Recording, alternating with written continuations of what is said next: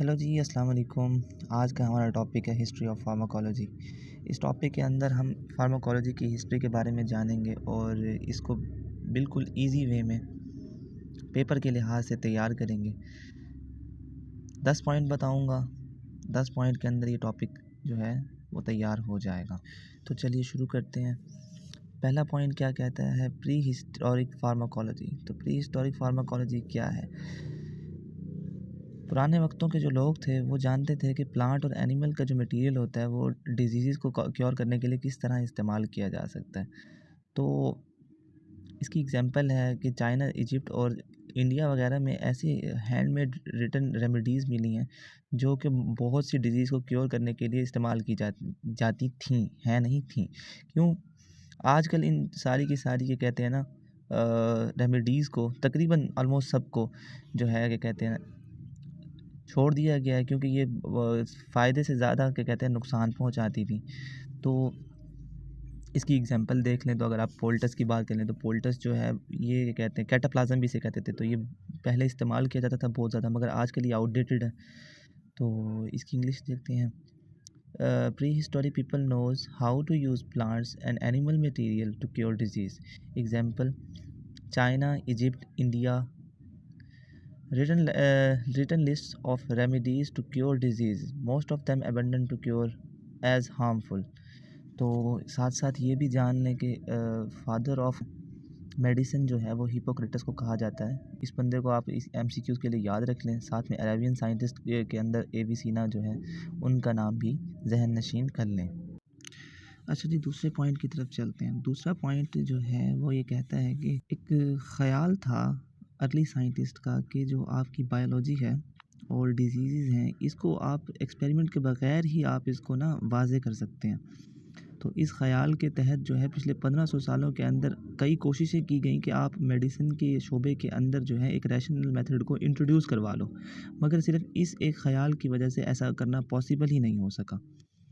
ठीक है, तो इसकी इंग्लिश की तरफ आएंगे तो in the recent years 1500 many attempts are done to introduce rational methods in the medicine, but not one of them successful because dominance of the thought to explain all the biology and diseases without the need of experiment। ठीक है, उसके बाद वक्त आगे बढ़ा, science में जिद्दत आती गई।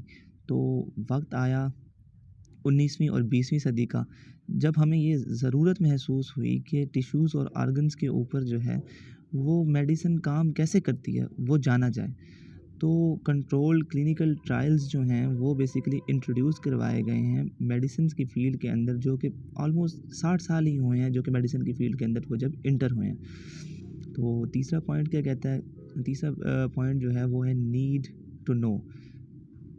19th and 19th and 20th century, need to know how the drug works on the tissues and organs। इससे अगला पॉइंट है कंट्रोल क्लिनिकल ट्रायल्स का। तो the control clinical trials introduced in the medicinal field about 60 years ago only।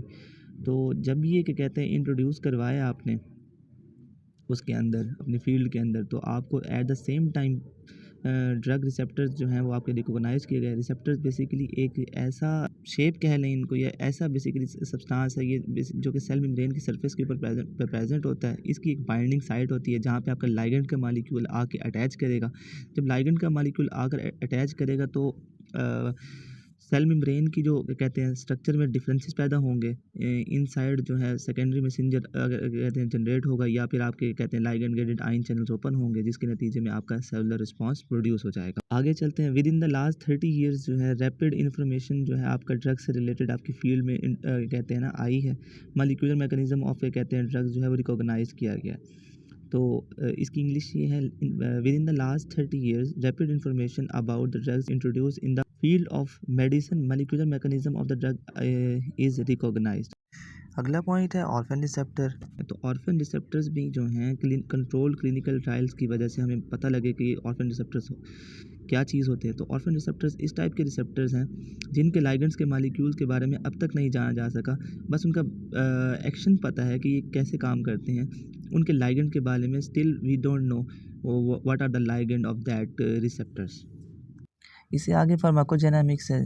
Jeans का effect क्या होता है फार्माकोजेनेमिक्स में वो देखा जाता है। तो फार्माकोजेनेमिक्स ने जो है ना relationship between the receptor families और how the receptor protein is formed जो है कि जो रिसेप्टर्स की फैमिलीज़ हैं वो ड्रग के साथ किस तरह के कहते हैं इंटरेक्ट करती हैं और ये रिसेप्टर की फैमिलीज़ जो हैं प्रोटीन बनाने में किस तरह इन्वॉल्व हो रही होती हैं। अच्छा, तो यहाँ पर इंट्रासेलुलर रिसेप्टर्स के बारे में भी कॉन्सेप्ट थोड़ा-सा दिया गया है कि फार्माकोडायनामिक्स के अंदर क्या हुआ कि सारे जो आपके ड्रग्स के मॉलिक्यूल्स थे, वो हाइड्रोफिलिक नहीं थे, जो कि क्या कहते हैं आपके मेम्ब्रेन के ऊपर रिसेप्टर के साथ जाके अटैच कर लें, क्योंकि मेम्ब्रेन के साथ तो वही अटैच करेंगे जो मेम्ब्रेन को क्रॉस नहीं कर पाते होंगे। लाइपोफिलिक ड्रग्स जो होती हैं वो क्रॉस कर जाती हैं सेल मेम्ब्रेन को और साइटोप्लाज्म के अंदर जो है इंटर कर जाती हैं। साइटोप्लाज्म के अंदर इंटर करने के बाद जो इनसाइड रिसेप्टर्स होते हैं उनको साथ बाइंड करती हैं, जो उन्हें ट्रांसलोकेट कर देते हैं न्यूक्लियस के अंदर। न्यूक्लियस के अंदर ये स्पेसिफिक जीन्स को मिमिक करते हैं, जिसके नतीजे में specific kind of protein produce होती है। जब specific kind of protein produce होती है तो फिर स्पेसिफिक रिस्पॉन्स जनरेट होता है।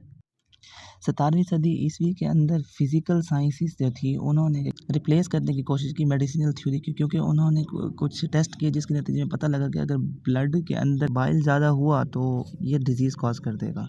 अगले पॉइंट की तरफ चलते हैं, मटीरिया मेडिका। तो मटीरिया मेडिका जो है फार्माकोलॉजी की प्रिकर्सर है और ये क्या है, science of drug preparation and use. तो ये एक ऐसी किताब थी जिसके अंदर ड्रग की प्रिपरेशन और उसके यूज़ के बारे में लिखा गया था, मगर अभी भी एक्सपेरिमेंटल मेथड नहीं थे हमारे पास ताकि हम एजेंट्स को प्यूरीफाई कर पाएँ।